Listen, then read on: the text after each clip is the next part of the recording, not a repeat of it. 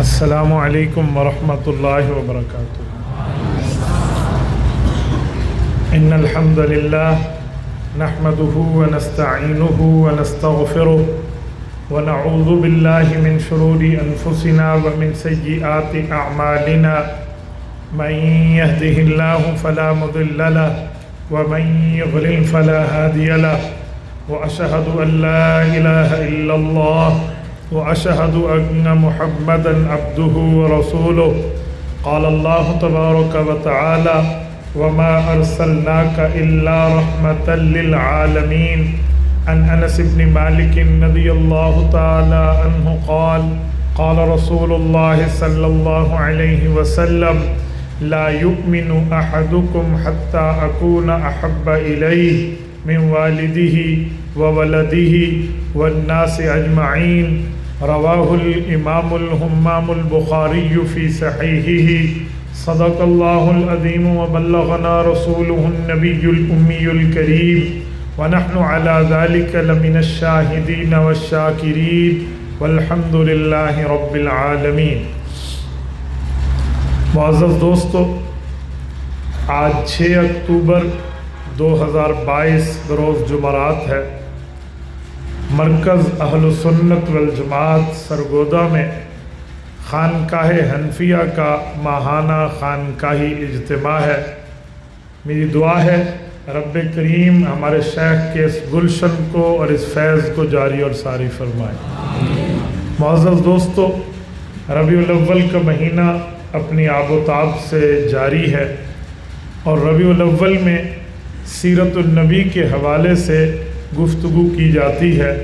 میرے دوستوں، میں بنیادی طور پر ایک بات کہوں، سیرت ویسے تو پورا سال بیان کرنی چاہیے، لیکن ان دنوں میں بطور خاص رسالت مآب علیہ السلام کے دنیا میں آمد اور انہی مہینے میں حضور پاک صلی اللہ علیہ وسلم کا دنیا سے جانا ہے، اس وجہ سے تھوڑی نسبتیں بڑھ جاتی ہیں۔ تو سیرت النبی کے کئی پہلو ہیں، کئی پہلوؤں پر گفتگو ہو سکتی ہے۔ میں چاہوں گا کہ میں اس پہلو پر بات کروں جو پہلو آپ کے اور میرے لیے قابل عمل ہو۔ اگر ہم کہتے رہیں ہمارے نبی کی شان بڑی، مقام بڑا، درجہ بڑا، حیثیت بڑی، مرتبہ بڑا، رتبہ بڑا، معجزہ بڑا، سب کچھ حضور پاک علیہ الصلوۃ والسلام کی بڑائی بتاتے رہیں تو ہمارے کہنے سے رسالت مآب علیہ السلام کی عظمت نہیں بڑھ جائے گی، بلکہ ہمارے کہنے سے ہماری بات کی عظمت بڑھے گی، ہماری گفتگو کی عظمت بڑھے گی، ہماری ذات کی عظمت بڑھے گی۔ اسی لیے بہتر ہے ہم کہیں تب بھی حضور بڑھے، نہ کہیں تب بھی بڑھے۔ بہتر ہے کہ وہ باتیں کریں جس پہ آپ اور ہم عمل کر سکیں، آپ کے اور میرے لیے آخرت کے نجات کا سبب بن سکے۔ میرے دوستو، حضور اقدس صلی اللہ علیہ وآلہ وسلم کی شان اور مرتبہ تو اس حد تک زیادہ ہے کہ آقا نامدار دنیا میں تشریف نہیں لائے، آنے سے پہلے رسول اللہ کے چرچے ہوتے ہیں، آنے سے پہلے رسول اللہ صلی اللہ علیہ وسلم کو یاد کیا جاتا ہے، آنے سے پہلے آپ علیہ الصلوۃ والسلام کی بات دنیا میں موجود ہوتی ہے، تو ہمارے کہنے سے بڑے نہیں ہوگی۔ میں اسی پر ایک بات عرض کر کے کچھ عملی پہلو آپ کی خدمت میں رکھوں گا۔ سب سے پہلی اور بنیادی بات کہ ہمارے نبی ابھی دنیا میں نہیں آئے، ان کا مقام اور مرتبہ دنیا میں واضح تھا۔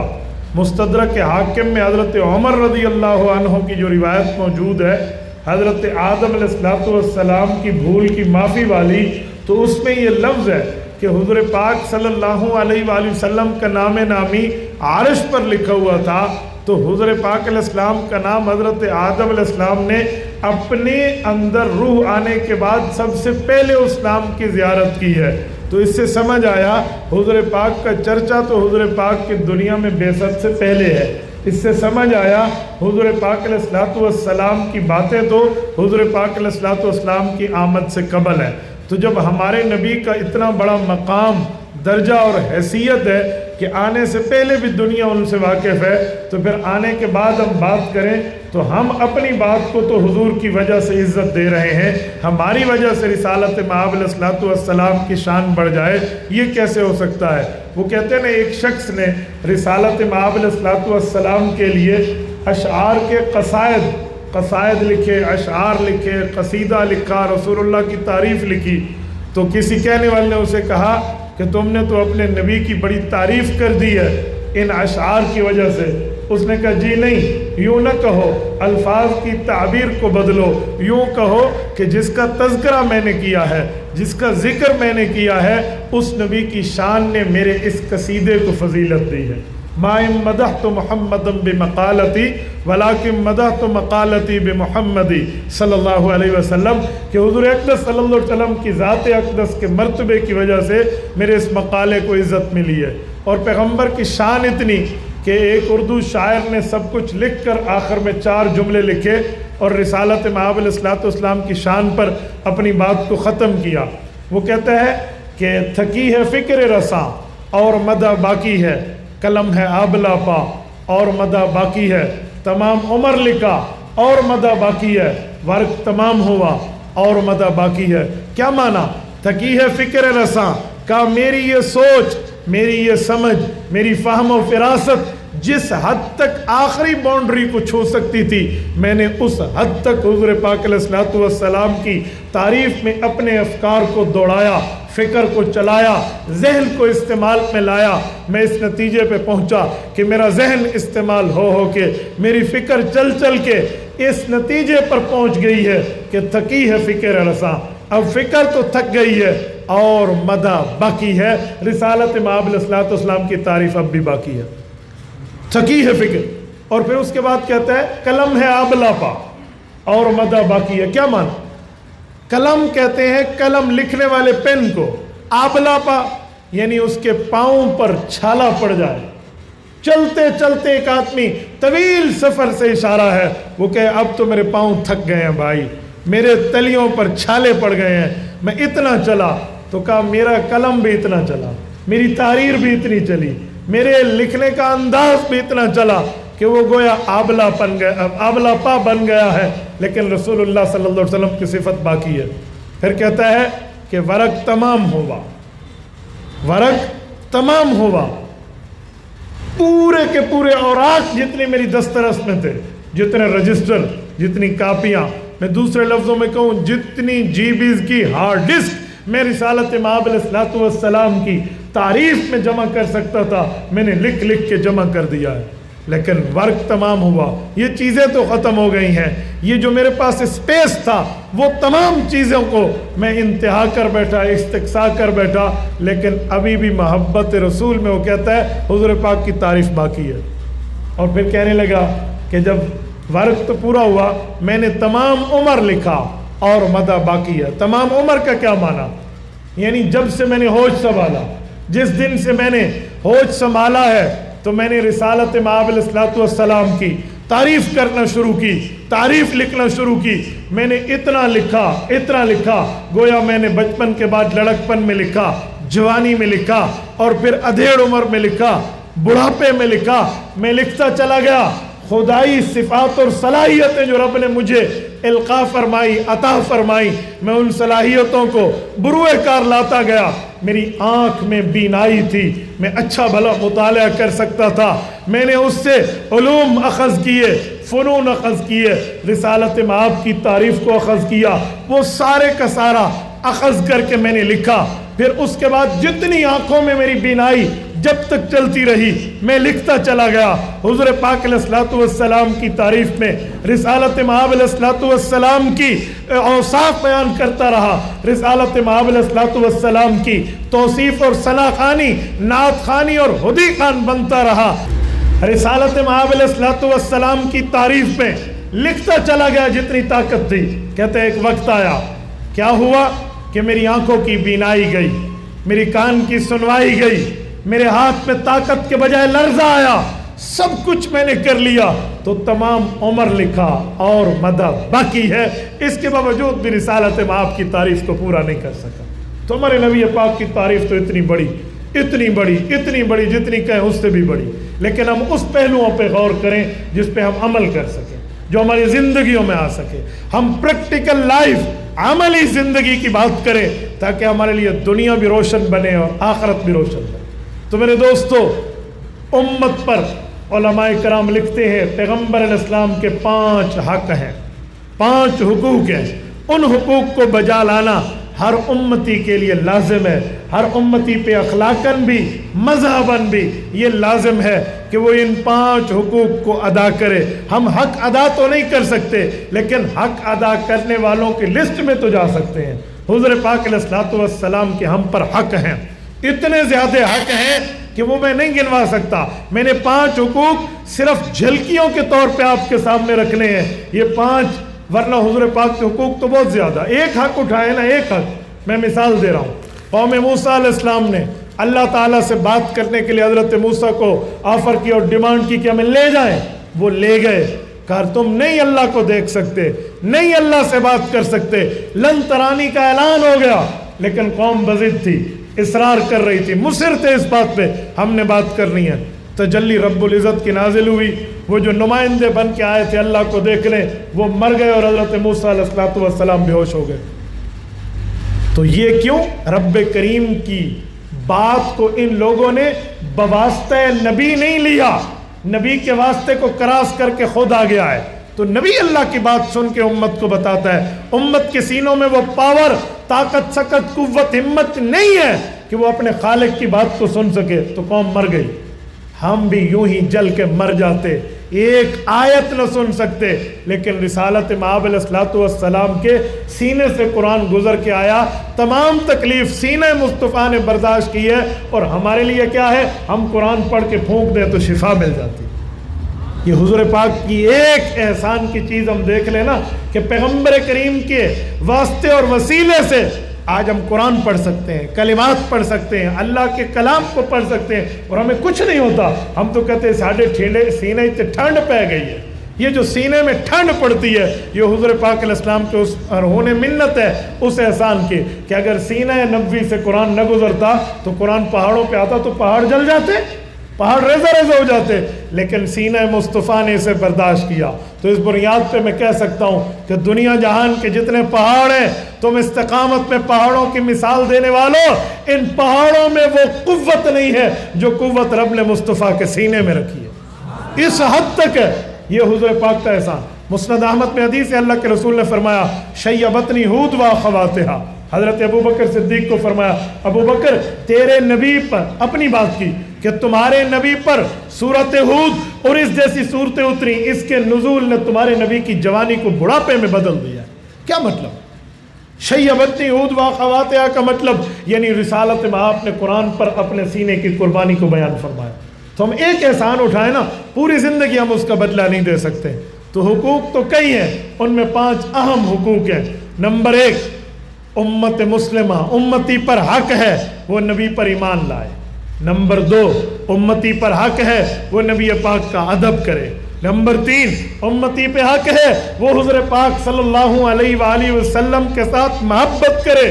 نمبر 4، امتی پہ حق ہے کہ وہ رسالت مآب کو فالو کرے، پیروی کرے، اطاعت کرے۔ نمبر 5، امتیوں پہ حق ہے کہ وہ اپنے نبی پر درود پاک پڑھیں۔ یہ حقوق میں داخل ہے۔ یہ 5 وہ حقوق ہیں جو ایز اے مسلم ہمارے اوپر لازم ہیں، بحیثیت مسلمان ہم پر یہ حقوق لازم ہے۔ تو پہلی بات، ایمان لائیں۔ ایمان نبوت کے علاوہ لاؤ تو کوئی ایمان معتبر نہیں ہے۔ رسالت مآب علیہ الصلوۃ والسلام کو ایمانیات میں توحید کے بعد صف اول کا درجہ حاصل ہے۔ رسالت مآب علیہ الصلوۃ والسلام پر ایمان لانا پڑے گا، حضور پاک علیہ الصلوۃ والسلام کو ماننا پڑے گا۔ حضور سے ہٹ کے کسی اور پر ایمان، اللہ رسول سے ہٹ کے ان معاملات پر وہ ایمان کوئی معتبر نہیں ہے۔ جتنی شریعت، ایمان، اطاعت، اسلام، مذہب، دین رسول اللہ صلی اللہ علیہ وسلم نے بتایا ہے، اس پر ایمان لانا ہوگا۔ جو حضور پاک نے فرمایا، جیسے ہم ایمان مجمل میں کہتے ہیں کہ جو ہمارے پیغمبر علیہ السلام پر اللہ نے دیا، ہم اس جمیع صفات پر ایمان لاتے ہیں۔ اقرار باللسان و تصدیق بالجنان، اقرار باللسان و تصدیق بالقلب، اسی کا نام ہے کہ ہم زبان سے مانتے ہیں اور رسالت مآب علیہ الصلوۃ والسلام کی بات کا اقرار کرتے ہیں، اور ہم دلی طور پہ اس پہ حلف دیتے ہیں، عہد پیش کرتے ہیں، تصدیق پیش کرتے ہیں، تائید پیش کرتے ہیں کہ ہمارا ایمان ہے۔ تو سرور کائنات کی ذات اقدس کے بغیر ایمان معتبر نہیں ہے، مانا ہی نہیں جائے گا۔ اس کے علاوہ हुजूर ईमान दिया है ना हमें इस्लाम की शक्ल में, शरीयत की शक्ल में, तो इस्लाम के अलावा कोई और मज़हब कोई ढूंढे तो रब्बे करीम का फ़ैसला है वमन यब्तगी गैरल इस्लाम दीनन फलन युक़बल मिन्हु, फरमाया कोई कबूल नहीं होगा। और फिर हशर क्या होगा, इसका नतीजा क्या निकलेगा, रिजल्ट क्या होगा, फरमाया वहुव फिल आखिरति मिनल खासिरीन, वो नुकसान उठाने वालों में से होगा। तो ईमान लाना रिसालत माप पे ज़रूरी है। नंबर 2, रिसालत माप का अदब करें। अदब करना, अद्दीन कुल्लुहु अदब, ऐसे नहीं कहते हमारे उलमा कि दीन आदाब का नाम है। हुज़ूर अक़दस सल्लल्लाहु अलैहि वसल्लम का अदब बहुत लाजमी है। अदब पैगम्बर के कोई चीज़ ऊपर नीचे ना हो जाए। इसी को सादी शराजी रहमतुल्लाह अलैह का एक जुमला है ना, वो फरमाते हैं बा खुदा दीवाना बाश, बा मोहम्मद सल्लल्लाहु अलैहि वसल्लम होशियार। का कोई दीवानगी की बात तुमने कभी ऐसे मज़ाह में या जो है ना क्या कहते हैं किसी बेखुदी के आलम में अल्लाह ताला जल्ल शानो के लिए कह बैठे, तो हम नहीं कहेंगे कि ईमान ला ईमान कर चला हो गया, बा खुदा दीवाना बाश, खालिक व मखलूक का मसला है, लेकिन बा मोहम्मद होशियार। रिसालत इमाम अलैहिस्सलाम के अदब में 100% तुमने एहतियात का काम लेना है। कभी तुम्हारे मुंह से ऐसा जुमला न निकले, ऐसी बात न निकले, ऐसा अमल न हो, ऐसी तरतीब न हो, ऐसे माहौल में खुद को टच न करो जहाँ पर रिसालत इमाम अलैहिस्सलाम का अदब न हो। अदब पैगम्बर का ख्याल रखें, जिस हद तक हो सके उतने आदाब का ख्याल रखें। ये जो आयत उतरी थी ला तरफ़ऊ अस्वातकुम फ़ौक़ सौति नबी, हुज़ूर पाक अलैहिस्सलाम से अपनी आवाज़ को बुलंद न करो जिन सहाबा किराम की आवाज़ ऊँची थी। हज़रत कैस और हज़रत उमर कहते हैं घर में बैठ गए जी, हम ऊँचा बोलेंगे तो अमाल ज़ाया। इन्हें रिसालत माब के दरबार से इजाज़तनामा मिला, मैं कहता हूँ NOC मिली है, नॉन ऑब्जेक्शन सर्टिफिकेट, कि आप पर कोई एतराज़ नहीं है, आपका तो बाय बर्थ ऐसा है, आपका तो फितरतन ऐसे है, आप कोई बेअदबी की वजह से तो नहीं कह रहे। तो लिहाजा रिसालत इमाम अलैहिस्सलाम के अदब इन जैसे बंदों ने हमें सिखा दिया। वो उमर, हज़रत उमर की आम बात नहीं है, जिसकी आवाज़ हवाएं लेकर सारिया बिन ज़नीम रज़ी अल्लाह अन्हु तक पहुँचे, जिसके कोड़े पे मदीना का ज़ल्ज़ला रुके और जिसकी चादर से तमीमेदारी लेकर जाएं तो हर्रा की आग बुझ जाए, और जिसके ख़त को हज़रत अम्र इब्न आस अगर वहाँ डालें दरिया नील में तो वो 16 हाथ ऊपर चला और क़यामत तक चलता रहे। इन जैसे बंदों ने हमें आदाब ये सिखा दिए हैं, तो हम किस खेत की मूली हैं। लिहाजा अदब रसूल ये दूसरा हक़ है और बहुत एहतियात की ज़रूरत है। तीसरे नंबर पे रिसालत इमाम अलैहिस्सलाम से महब्बत करना, प्यार करना। रिसालत इमाम अलैहिस्सलाम के लिए ये पैगम्बर का उम्मतियों पर हक़ है, हमने अदब बजा लाना। ये जो हदीस पाक मैंने खुतबे में पढ़ी, सही बुखारी जल्द अव्वल किताबुल ईमान बाब हुब्ब रसूलिल्लाह मिनल ईमान है। हज़रत अनस बिन मालिक रज़ी अल्लाहु अन्हु ये इरशाद फरमाते हैं कि फतवा नबवी है, रिसालत इमाम अलैहिस्सलाम ने उस शख्स के मुमिन होने पे और गैर मोमिन होने पर गोया के फ़र्क वाज़ेह करते हुए कौल फैसल इरशाद फरमाया कि लोगों, वो बंदा उस वक्त तक मोमिन नहीं हो सकता, ख़ुद को साहिब ईमान नहीं कह सकता, मुसलमान नहीं कह सकता, हत्ता अकूना अहब्बा इलै। इसमें तफजील है, सुपरलेटिव डिग्री वर्ड। सबसे बड़ी मोहब्बत उस बंदे की अपने नबी से ना हो जाए, मिन वालिदिही व वलदिही वन्नासि अजमाइन, चाहे वो इसके औलाद है या ये जिनकी औलाद है, यानी अपने वालिदैन या अपनी औलादें। उसूल और फरूद दोनों की बात की, कहीं इनसे भी इतना प्यार नहीं है। और दुनिया में किसी से कोई प्यार, कोई मोहब्बत, कोई इधर उधर की बात, फरमाया वन्नास अजमाइन, वन्नास पर भी बात ख़त्म थी, अजमाइन ताकीद के लिए फरमाया कि सारे के सारे जितने लोग हैं इनमें से किसी से तुमने जो मोहब्बत करनी है वो तमाम मोहब्बतें, प्यार, ताल्लुक़, अकीदत, यगानगतें बाद में, हुज़ूर पाक अलैहिस्सलाम से मोहब्बत पहले। यही तो हज़रत उमर फरमाते हैं ना कि मेरे दिल में एक सवाल आया, शागिर्द दौरान सबक अपने उस्ताद से पूछ सकता है, तो आज का शागिर्द पूछता है तो वो तो 1400 साल से पहले हुज़ूर पाक के शागिर्द हैं। वो कहते हैं मेरी दिली कैफियत ऐसे थी कि अपने अब्बा, अपनी अम्मा, अपनी औलाद, बाकी दुनिया के लोग, इनसे इतनी मोहब्बत नहीं है जितनी मोहब्बत हुज़ूर से है। लेकिन उस वक़्त तक मैं अपनी कैफियत यूँ महसूस कर रहा हूँ इस हदीस से पहले कि उमर पहले तो अपनी जान से मोहब्बत करता है, पहले मेरी जान है, बाकी ठीक है अपनी जगह, उसके बाद हुज़ूर है। तो अपनी यही बात इन्होंने रिसालत इमाम अलैहिस्सलाम के दरबार अक़दस में रखी कि इल्ला मिन नफ्सी, یا رسول اللہ میں اپنی جان میں تو یہ محسوس نہیں کرتا، میں اپنی جان کو تو پہلے رکھ رہا ہوں، یہ تو میری اندر دل کی بات ہے۔ سچی سچی اپنی حالت، اس حالت مآب علیہ السلام کے سامنے رکھی۔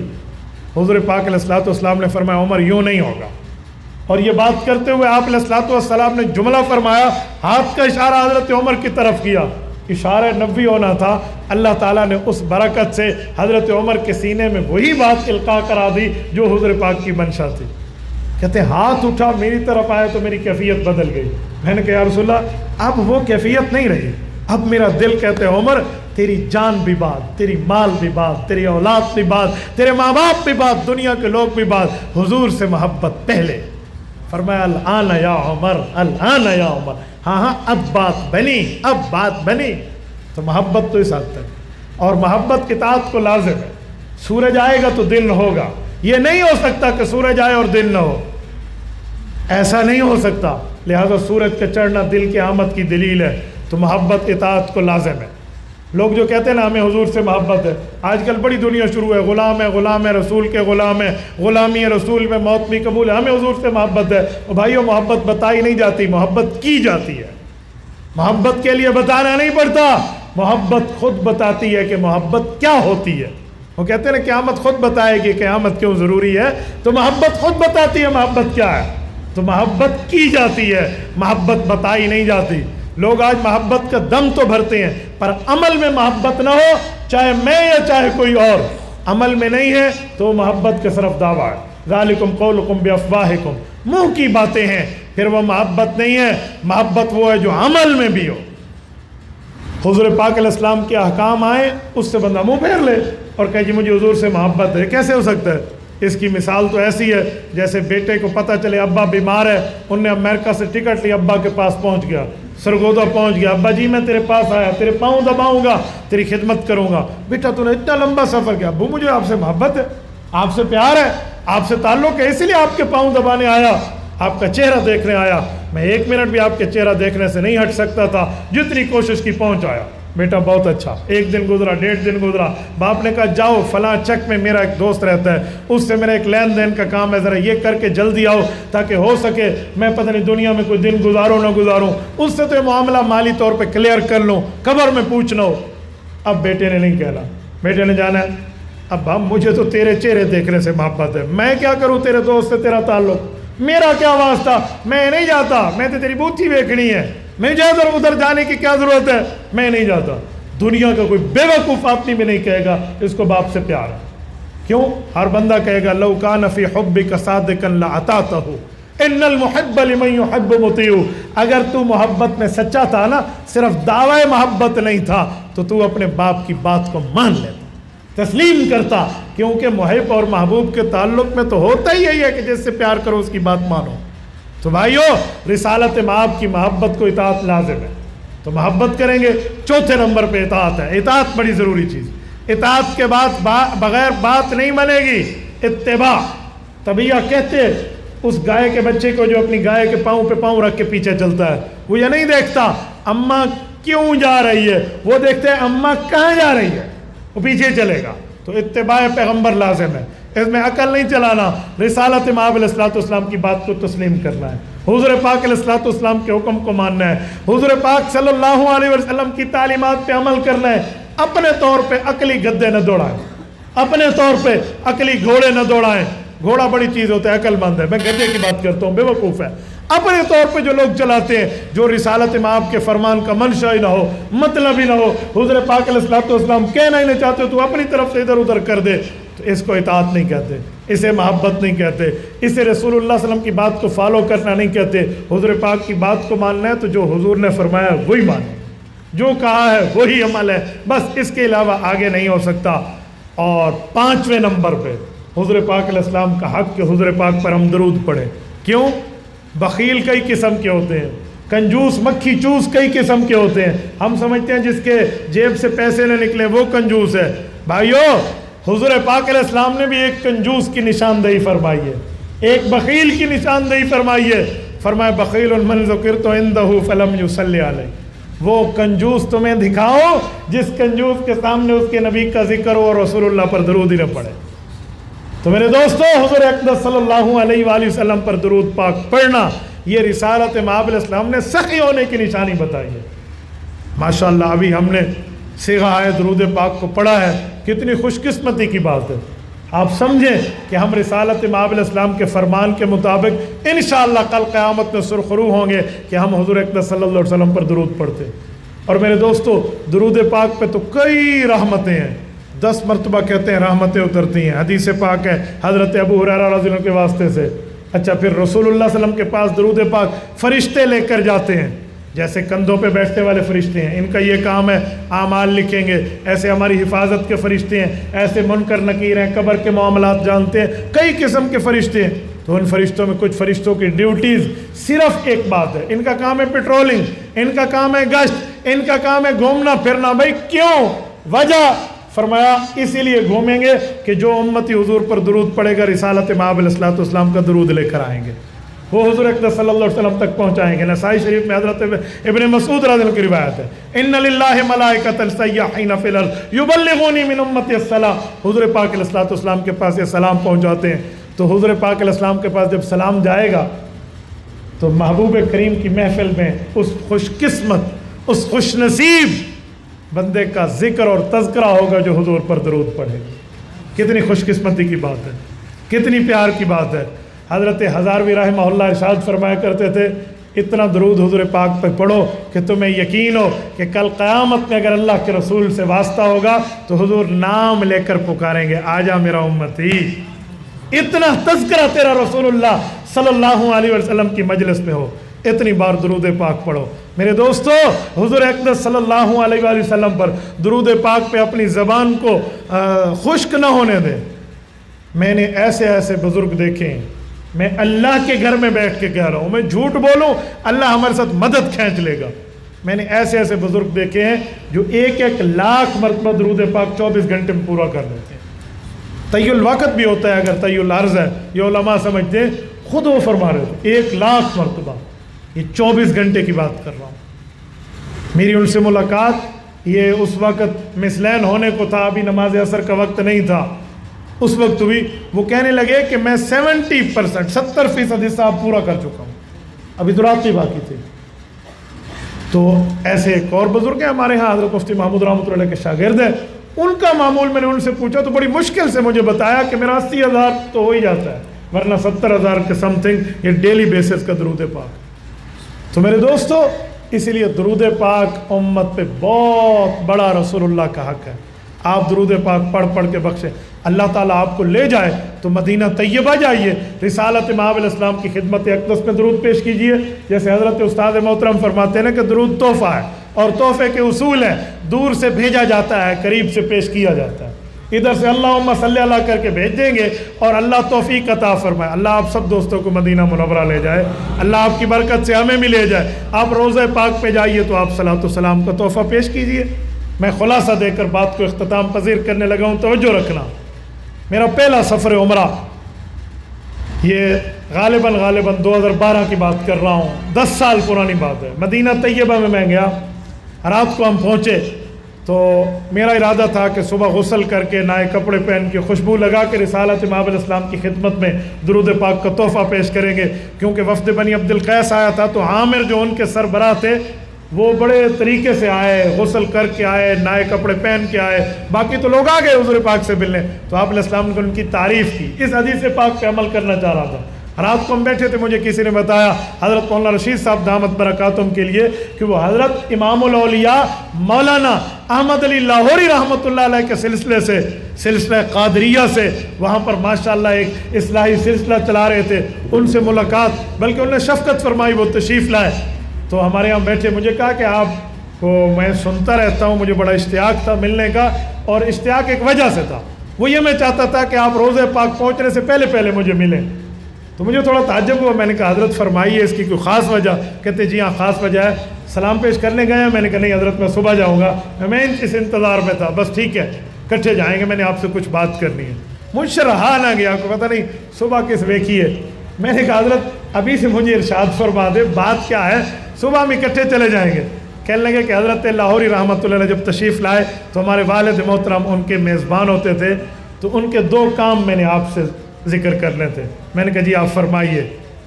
یقین مانیے میرے دوستو، انہوں نے 2 کام بتائے نا، اور میرے پاؤں زمین پہ نہیں لگتے تھے کہ اے کاش وہ وقت آئے اس پر عمل میں کب کروں گا۔ وہ فرمانے لگے آپ روضہ پاک پہ جا کر کیا کریں گے؟ میں نے وہی ترتیب بتائی جو ہمارے اور نہیں تو نور الہدیٰ میں بھی موجود ہے، منہج الفلاح موجود ہے کہ یہ کام کرنا ہے۔ آپ نے سب سے پہلے جانا ہے تو آپ نے صلی اللہ علیہ وسلم کی خدمت میں درود پڑھنا ہے، پھر صاحبین کی خدمت میں، پھر آپ کو جن لوگوں نے صلاۃ و سلام دی ہیں وہ پیش کرنی ہے، پھر استشفاء کا عقیدہ اور نظریہ ہمارا ہے، پھر استشفاء کرنا، پوری ترتیب۔ میں نے ساری بات کر کے خاموش ہوا، مجھے کہنے لگے بالکل ٹھیک ہے، یہی ترتیب ہے، لیکن ایک ذوق لاہوری بھی بتا دو۔ ہمارے شیخ حضرت مولانا احمد لاہوری رحمہ اللہ کا ایک ذوق تھا، وہ میں آپ سے ذکر کرنا چاہتا تھا۔ میں نے کہا فرمائے۔ کہتے حضرت لاہوری جب روضہ پاک پہ جاتے نا تو روضہ پاک پہ ٹھہر کے حضور پاک علیہ السلام کی خدمت میں سلام کرتے، صاحبین کی خدمت میں ہدیہ اعمال ہوتا، صلاۃ و سلام ہوتا، استشفاء ہوتا، دوستوں کے، مریدین کے، متوسلین کے درود پاک کو پیش کرتے۔ اس کے بعد ایک جملہ کہتے یا رسول اللہ، آپ ہی نے فرمایا تھا حضرت ابو طالب کے کان میں کہ میرے چچا، میرے کان میں اگر بھی تم نے کلمہ پڑھ لیا نا تو میں اکیلا تیرے ایمان کا گواہ قیامت میں کافی ہو جاؤں گا۔ تو یا رسول اللہ، آپ کا یہ فقیر امتی بھی یہی خواہش لے کر آپ کے سامنے آیا ہے کہ میں نے کلمہ تو وہاں اپنے شہر میں پڑھ لیا تھا، مجھے میری ماں میرے باپ نے پڑھا لیا، میں نے پڑھ لیا، آج میں آپ کے سامنے آیا ہوں، آپ کے سامنے کلمہ پڑھ کے اپنے ایمان کا آپ کو گواہ بنانا چاہتا ہوں، آپ کو گواہ بنانا چاہتا ہوں۔ کیوں؟ آپ صادق بھی ہیں، آپ امین بھی ہیں، سچے بھی ہیں، آپ کی گواہی پر قیامت میں کوئی آبجیکشن نہیں ہوگا، کوئی اعتراض و اشکال نہیں ہوگا۔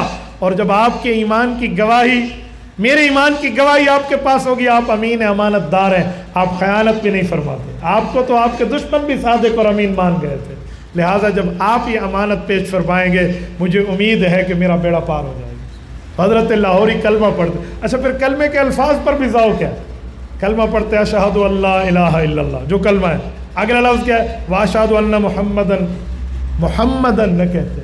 حضور پاک علیہ السلام سامنے ہے نا تو کہتے ہیں بڑے سامنے ہو تو نام نہیں لیا جاتا، آپ کہا جاتا ہے۔ آج دنیا میں کسی عہدیدار کے پاس جاؤ تو لوگ نام نہیں لیتے، کوئی کہتے ہیں پرائم منسٹر صاحب، کوئی کہتے ہیں پریزیڈنٹ صاحب، صدر صاحب، وہ جو ہے نا کیا کہتے ہیں ڈی سی صاحب، ایس پی صاحب، یہ تو دنیا کے عہدوں کی عزت ہے۔ رسالت مآب تو دنیا آخرت کے سب معاملات کے سربراہ ہیں، کہتے ہیں بڑا سامنے ہو تو نام نہیں لیتے۔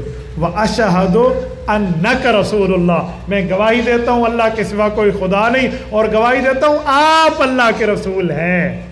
یہ طرز ہوتا حضرت لاہوری۔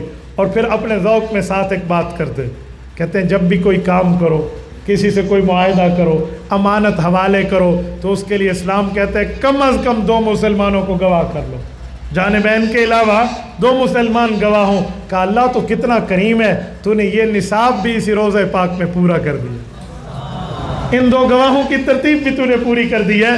یہاں حضرت ابو بکر اور حضرت عمر رضی اللہ عنہما کی قبور مطہرہ موجود ہے، ان کی خدمت میں عرض کرتے کہ آپ ہمارے اس معاملے پر گواہ بھی ہو جائیں۔ میرے دوستو، خوش قسمت ہے وہ شخص جس نے اپنے ایمان پر گواہ اللہ کے رسول کو بنایا، اور کل قیامت میں جس کے ایمان کی گواہی روضہ نبوی میں انہی مقدس افراد کے زبان سے آئے، رسالت مآب کی زبان سے آئے، حضرت ابوبکر عمر گواہ ہوں، اسے جنت جانے میں کوئی نہیں روک سکتا۔ تو انہوں نے جب یہ بات بتائی، یقین مانی حضرت میرا جی چاہتا تھا صبح اور میں جاؤں، میرا تو الحمدللہ اس دن سے آج تک کا معمول ہے۔ ایک بات تو انہوں نے یہ بتائی، اللہ آپ دوستوں کو بھی لے جائے تو اس پر عمل کرنا چاہیے۔ دوسری بات، مکہ مکرمہ کی ارشاد فرمائی، اور وہ حضور پاک کی ذات اقدس کے بجائے تھوڑا سا ہٹ کے امہات المؤمنین میں خصوصاً ام المؤمنین حضرت میمونہ بنت حارث رضی اللہ عنہا کے حوالے سے وہ بات یہ ہے، کہتے ہیں جب حضرت لاہوری مدینہ طیبہ کے بعد مکہ مکرمہ تشریف لے گئے، اللہ تعالیٰ آپ کو مکہ مکرمہ لے جائے گا۔ مکہ مکرمہ میں 8 کلومیٹر جدہ روڈ پہ جائیں تو تنعیم ہے، جسے آج کل جامع مسجد ام المؤمنین سیدہ عائشہ کہتے ہیں رضی اللہ عنہ، مسجد العمرہ بھی اسے کہتے ہیں، حضرت مسجد عائشہ یہ جگہ ہے۔ اس جگہ کی بھی بڑی فضیلت ہے۔ حضرت ابن زبیر رضی اللہ عنہما نے جب کعبہ کی جدید تعمیر کی تھی بنا ابراہیمی پر، تو جو عمرے کا احرام باندھا تھا ادھر آ کر باندھا تھا۔ بعض لوگ اس کا انکار کرتے ہیں، حالانکہ یہ صحابی کا فعل ایسے منکرین پر حجت ہے۔ تو مسجد العمرہ میں جب آپ جائیں گے تو یہ 8 کلومیٹر ہے. اگر اسی روڈ پر آپ جدہ کی طرف مزید جائیں کل ملا کر 20 کلومیٹر بنتا ہے. اسے کہتے ہیں وادی صرف، بالکل برلب سڑک ہے. جیسے ہماری خانقاہ برلب سڑک ہے، ایسے بالکل برلب سڑک ام المؤمنین حضرت میمونہ رضی اللہ عنہ کی قبر مبارک ہے. اور یہ وہ مبارک جگہ ہے، اسی جگہ ان کا نکاح ہوا، یہاں سے ان کی رخصتی ہوئی، اللہ کے رسول کے ساتھ پھر مدینہ گئیں اور واپسی یہیں آئیں. تو ان کا انتقال بھی اسی گھر میں ہوا. جب ان کی تدفین ہو رہی تھی ان کے بھانجے مفسر قرآن حبر الامہ حضرت عبداللہ ابن عباس رضی اللہ عنہ ارشاد فرما رہے تھے آہستہ آہستہ آرام سے جنازہ لے جاؤ، یہ رسول اللہ کی حرم اور عزت ہے. تو ان کی قبر مبارک وہاں موجود ہے. وہاں حضرت لاہوری نے جا کر مراقبہ فرمایا. ہم کشف القلوب کے بھی قائل ہیں، کشف القبور کے بھی قائل ہیں، کرامات اولیاء حق ان پہ ہمارے پاس دلائل موجود ہے.